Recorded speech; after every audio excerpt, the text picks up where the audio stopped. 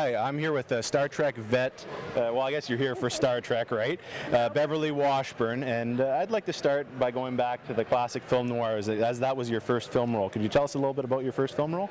My very first, first of all, thank you, Nick, for having me on your show, and I'm having so much fun. This is my first time to Canada ever. Oh, well. And the Canadians Welcome. thank you, I was just going to say, the Canadians are all so welcoming, and it's really nice to be here. My very first movie that I did was called The Killer That Stalked New York. It was back in the 50s, and it was a black and white film, obviously, and it was with Evelyn Keyes and William Bishop and Dorothy Malone. And the original title was Frightened City, and then they changed it to The Killer That Stalked New York because Evelyn Keyes is supposed to be a carrier of smallpox, and anybody that she gets in contact with gets smallpox. So there's a scene where I'm in the doctor's office, and she's wearing this really pretty brooch, and I tell her that I think it's pretty, so she takes it off and gives it to me. And then, oops, and then I give her a hug, and in doing so, I get smallpox. So then the next scene, I'm in the hospital bed, and I die. So I died in my first film. Not an easy start, geez. And then I died in Star Trek. What's up with all that? So as a child actor, you had some great roles, Old Yeller and Shane. I was reading some of, again, Shane's a classic Western, and I was reading some interesting stories you had about, your time on set on that. Do you want to share some of that? On Shane? Yeah.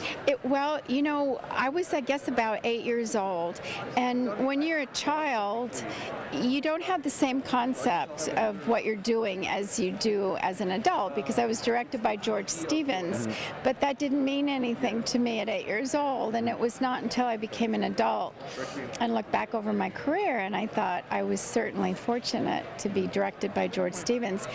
And we filmed most of it in Jackson Hole, Wyoming. And when you do a feature film, you shoot it in like 3 or 4 months, and with the TV shows, sometimes it's a week or 3 or 4 days or whatever.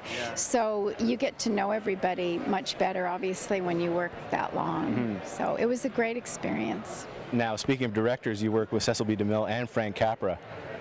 Any recollections on them and perhaps how they worked? They were wonderful to me, but again, like in The Greatest Show on Earth, that was directed by Cecil B. DeMille, I was too young to really realize who he was, just that he was a director, and he was very nice to me. And for me, in the scene, I have a photo from it. Jimmy Stewart was the clown, and of course I didn't even know who Jimmy Stewart was when you're 8 years old. So for me it was fun because I was in a circus scene and with a clown, so it was fun. And same with Superman and the Mole Man. For me the exciting part was to be with Superman because I thought he was really Superman. But it was years later that I thought, wow, I got to be with George Reeves. But it's just different when you're a child. So it took into my older years when I became an adult that I realized how lucky I was. When you look back, you have that retrospective. Now maybe to conclude, maybe a quick comment on Star Trek, and then maybe if you could pass along one of your favorite film titles of all time as a suggestion to our viewers. Oh, okay. So you want me to Let's start with Star Trek quickly. Well, actually, I went on the audition. I had to read for the role, and I played Lieutenant Arlene Galway in the episode called The Deadly Years. And the first question they asked me, before they even had me read for the role, was if I was claustrophobic.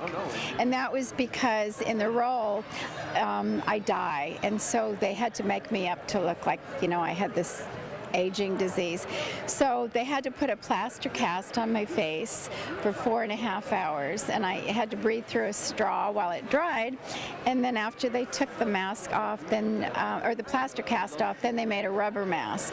So it was pretty tedious to be you know, in makeup for 4.5 hours.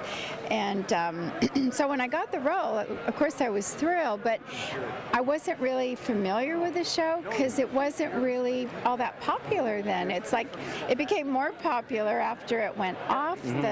So it's incredible to me to think that 50 years later it's still going, and the Star Trek fans are wonderful, and the way they embrace the film, I mean the show is just incredible to me. So I feel very fortunate to have been a part of Star Trek. A small part, but I'm still fortunate to have been a part. And a film suggestion? Oh gosh, there's so many. You know, I kind of like the old ones, I guess because I'm old. From Here to Eternity, of course, is always, you've probably already done that one, right? Not reviewed No? yet, but I've seen it, yes. Okay. You know, the old classics, Casablanca, I don't know, I could go on and on. Sunset Boulevard, you know, all the good old ones. Yeah. Well, thank you so much for this. Thank you for having me on your show, and thank you to all of you who are watching this. Thanks.